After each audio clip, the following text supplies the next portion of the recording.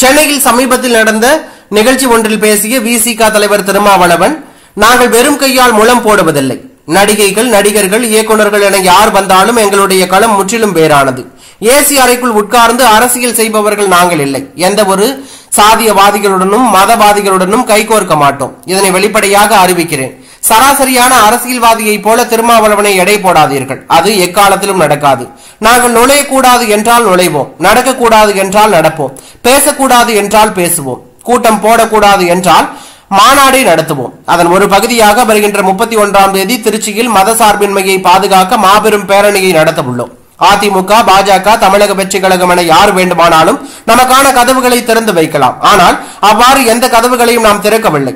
என்னுடைய 2 எம்பிக்களை அமித்ஷாவும் மோடியும் வேண்டாம் என சொல்லி விடுவார்களா? பாஜக கட்சியில் மிக உயர்ந்த பதவியில் இருக்கும் அதிகாரி ஒருவர் பாஜகவிற்கு அழைப்பு விடுத்து என்னிடம் பேசினார். அதெல்லாம் வேண்டாம் என கையெடுத்து கும்பிட்டு திரும்பிவிட்டேன். வருகின்ற சட்டமன்ற தேர்தலில் திமுக அணி வெற்றி பெற்று மு.க. ஸ்டாலின் முதலமைச்சராக வேண்டும். சனாதன சக்திகள் எந்த சூழ்நிலையில் வலிமை பெற்றுவிடக் கூடாது.